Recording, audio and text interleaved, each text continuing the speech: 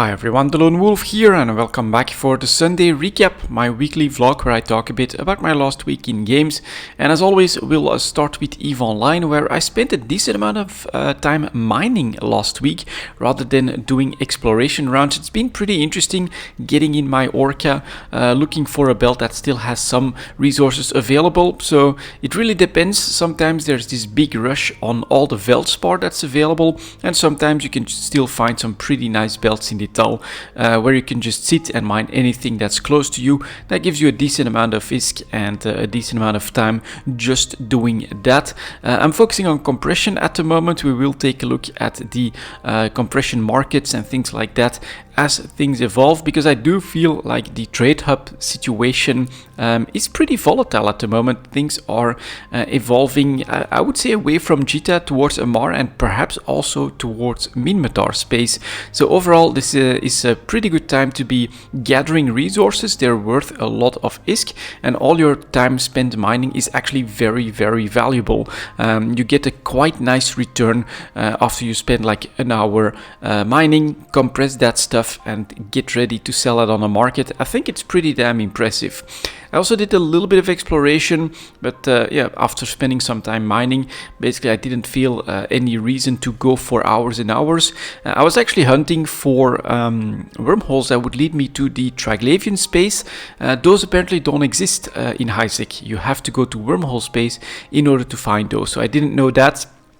That's definitely something that is now off the radar. No need to check every single wormhole anymore, because we're not going to find any of those to the Pogven region at this point. What I will try to do in the next week, I think, is look at the rogue drone content. There ought to be a link between rogue drones and the Triglavian content. I personally think that that's where the story may be heading, specifically because we saw this screenshot of like a very weird, super large rogue drone construct that was attacked by Triglavians in Pogven. So I'm kind of curious to see where all of that is heading, and in order to get ready for that, I'll try to do some content that revolves around the rogue drones. See if we can't learn anything there. It could be interesting.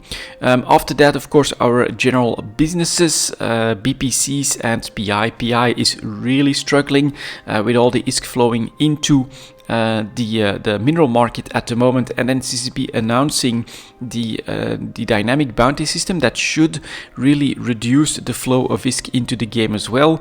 I personally do feel like something that's very passive at the moment, like PI, is struggling to find enough demand and to find or to be able to command enough ISK from the general market, and as a result all these prizes are not doing well. So I'm hoarding more of that stuff at the moment, willing to wait for a better time, but that may actually be a mistake because these bad times may be here to stay. The economy in EVE is basically changing quite substantially at the moment. Next to that we get the BPCs, so I've been selling those in Amar rather than Jita. Very big difference there. Stuff is definitely moving more slowly. That's quite normal in a smaller market, of course. And the Carrier and Dreadnought BPCs are going for a much lower price. Margins there are almost non-existent, so that's also something that will probably change. Structures are still doing decently the same, I would say. Freighters, Orca, those sell really well, but the combat capital ships, those BPCs not doing so well. So I'll be looking into perhaps testing some other blueprints to copy and trying to find other markets to make ISK when it comes to the research activities for co-incorporated. And other than that, of course, I'm keeping an eye on all the propaganda, the war, things like that. Very interesting, of course, to see how that is evolving, both sides. I would say lately playing on trying to undermine the morale of the other side. That's quite interesting to see. And it's like a huge war that's happening in nullsec space. It's pretty cool. It's what EVE is known for. And all of this happening while CCP has been making resources more scarce, while they're now working on that dynamic bounty system for ISK generation.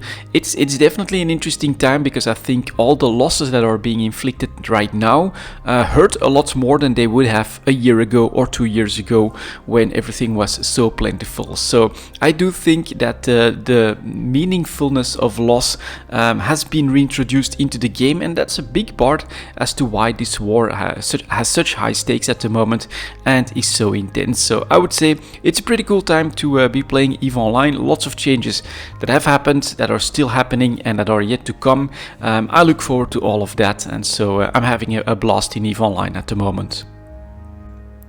Next up, I have a little bit of World of Warcraft, so I am preparing for Shadowlands. I'm not sure how intensely I'm going to play that expansion. I personally think that I'll be looking for a nice weekly routine that I feel comfortable with, just to explore the content, to explore the story, and to see what it's like to play World of Warcraft at the moment. But I did feel like doing a little bit of prep with the pre-patch now, because the expansion has been delayed. The pre-patch event has also been delayed, and so all I could really do was get a couple of my UI things in order. Basically, I use Elf UI. I think it's super powerful. It's a single add-on that allows you to put every single part of the UI wherever you want. It's really cool, so I've been doing that, and I've basically, just to get back into playing a little bit of World of Warcraft, been doing some of those main storyline missions, trying to see how the Battle for Azeroth story was evolving after I stopped playing, which was, I would say, yeah, maybe halfway the expansion or something like that. I definitely missed the whole N'Zoth corruption thing. I got that legendary cloak that was part of that storyline as well, that would like protect you from all of the influence from N'Zoth, the corruption and things like that. So basically doing a little bit of catch up story wise, and I'm now basically waiting for the Scourge event to hit, which I think is potentially going to be pretty damn cool.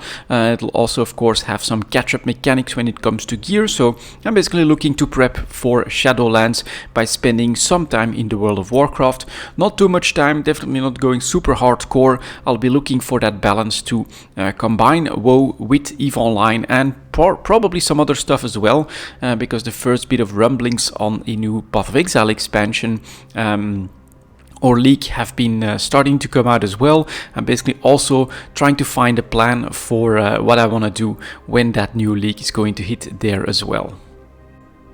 Which actually brings me to Path of Exile, where I did some more experimentation. I got a couple more characters through the acts, or through like 3/4 of the acts or something like that.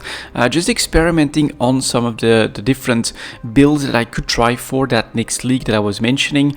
First of all, what I'm really always struggling with was a lot of defenses. So this time I really wanted to go with a single spell that's like really good quality of life, that clears packs very easily, and that can do decent damage on the bosses, I think, if you build up lightning damage enough. It is arc, of course, you know, it seeks its own targets. It can clear half a pack or sometimes even a full pack in a single blast.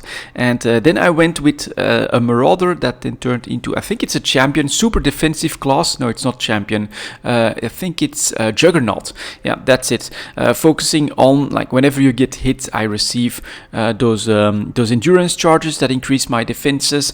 You also have like a mobility ascension that you can take, where you can't be reduced to a certain or below a certain threshold for speed.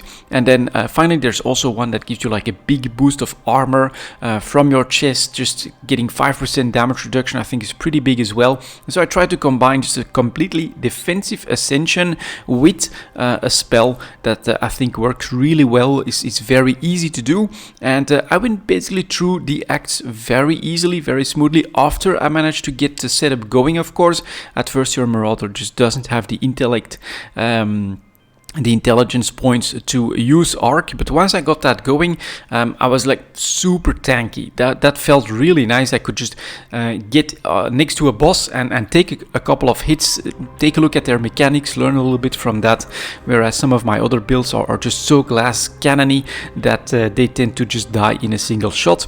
And some other stuff that I've been doing, another witch, where I tried another elementalist. I also tried a hunter with like what was it? The arrow that does a patch of chaos damage.